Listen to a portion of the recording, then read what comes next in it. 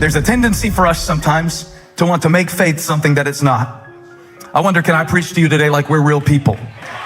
It may be that people outside of the faith sometimes get the wrong idea about the nature of faith, and they think that faith is chiefly a matter of imagination. So people who have faith have really good ability to suspend their disbelief and think about this world that doesn't really exist. But faith for me is not a matter of imagination, it's a matter of interpretation.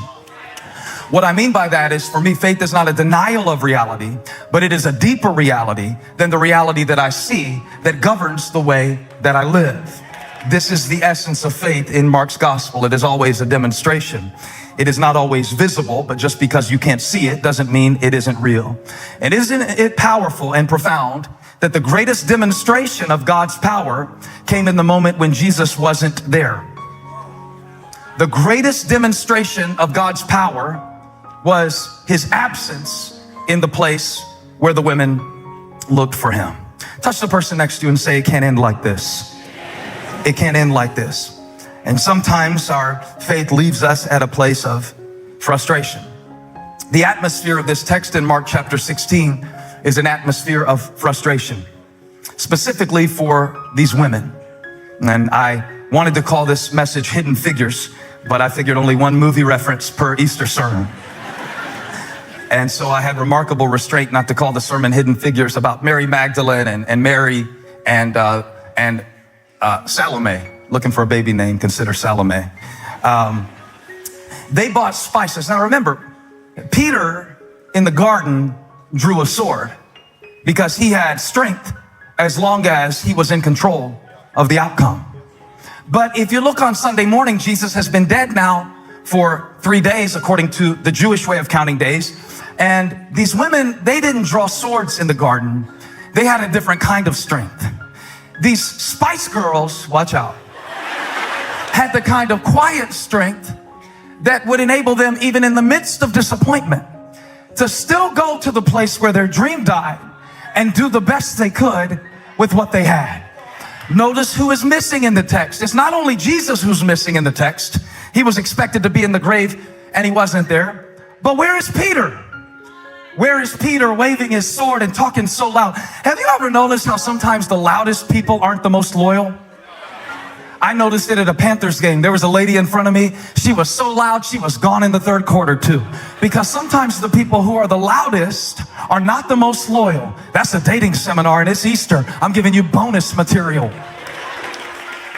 Where's Peter? This is what the women are trying to figure out, because the men who should have been with them to help them move the stone away. Remember, it's much easier to roll the stone that is at the mouth of this cave, which we call a tomb, but it was more like a cave. And Mark points out a detail. He says, it was a very heavy stone, so we can't do this by ourselves. And upon realizing that we've got the spices, watch this, but we don't have the strength to roll the stone away, I think it's an indictment on the men. I think it is an indictment on the 11 disciples. I thought there were 12. Judas is dead. It's already a different thing for him. He's already gone. He couldn't hang on. He couldn't face himself after it. And Peter, well, Peter, who's going to preach in 50 days on the day of Pentecost, is so disappointed that he can't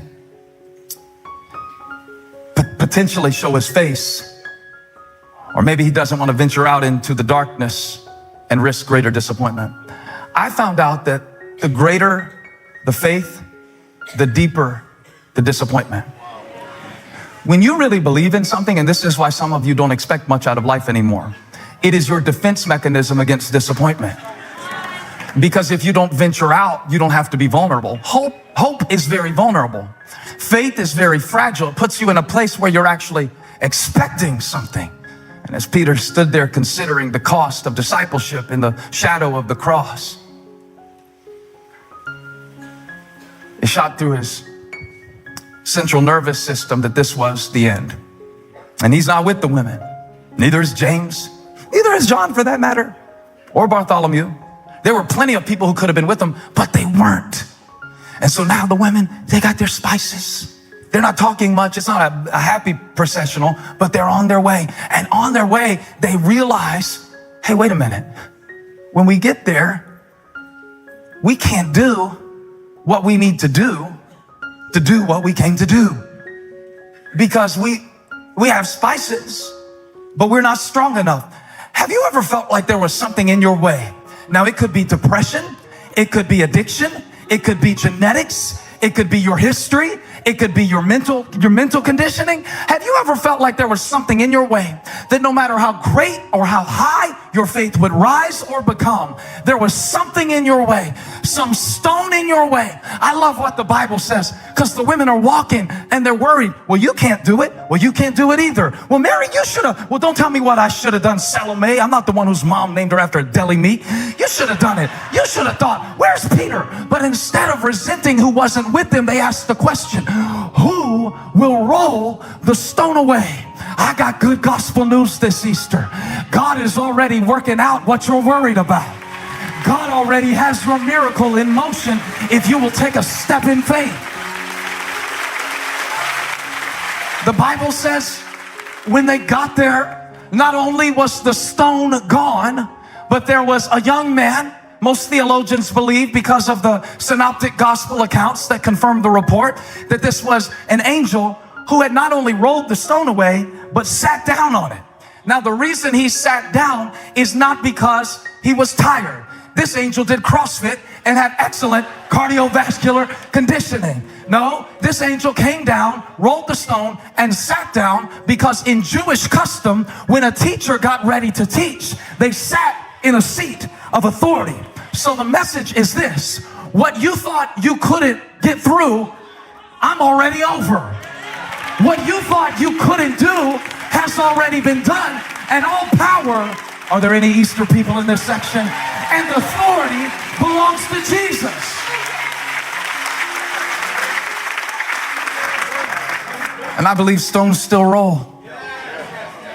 I believe God is working on what you're worried about. Why would you stay up late crying about?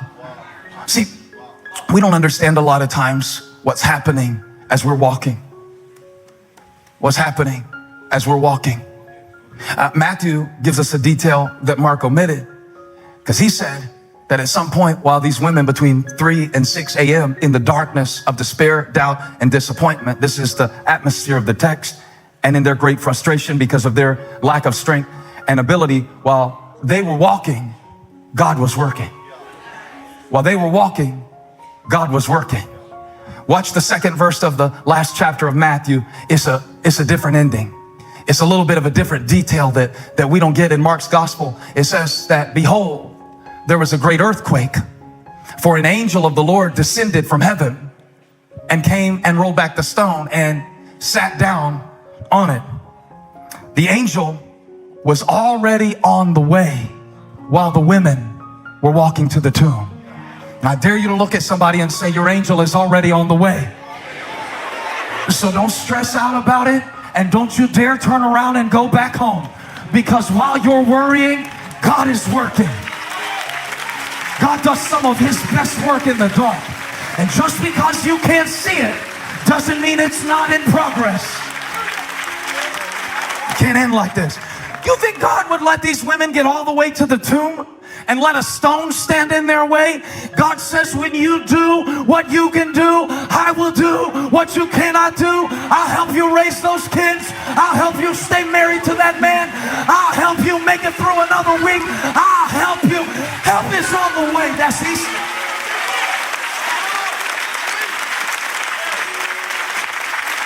It can't end in frustration. It can't end in my frustration. And it can't end in failure either.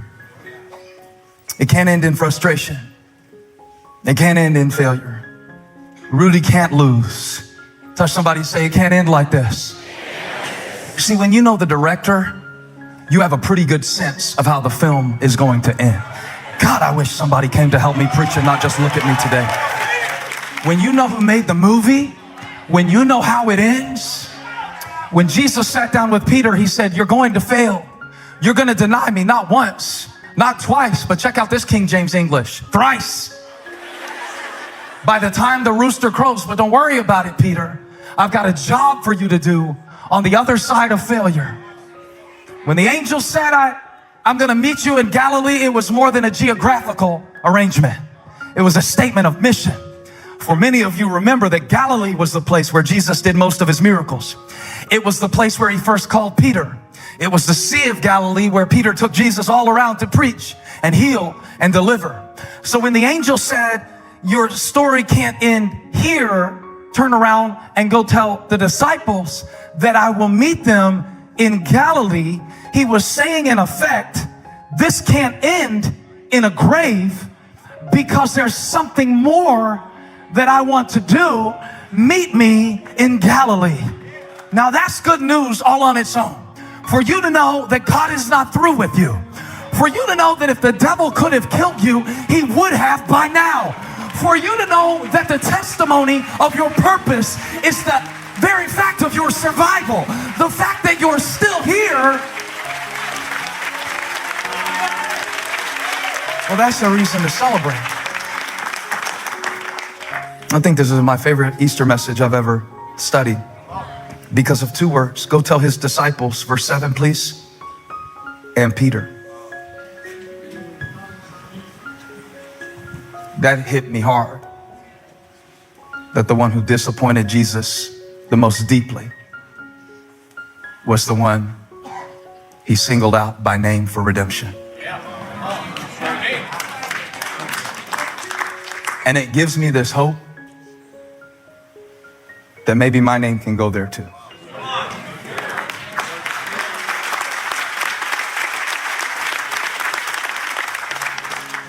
I'm going back to Galilee because I don't believe this story ends at a grave. It can't end like this. Go tell Peter to start practicing. Practicing what? Practicing his preaching. Tell him to get all of his fishing out of his system because I need him in 50 days. I need him on the day of Pentecost when the Spirit comes. I want the one who failed the greatest to be the trophy of my triumph and transformation. And there's someone here who is standing over a grave of your own failure today, not realizing that resurrection is an expectation that allows you to experience life not through the lens of your failure, but through the lens of grace. And that's a really beautiful truth for Peter.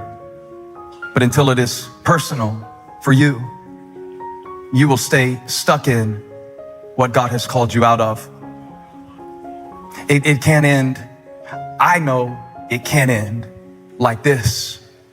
I know that my story can't end in failure because God has already promised me his grace for every failure that I would face in this life.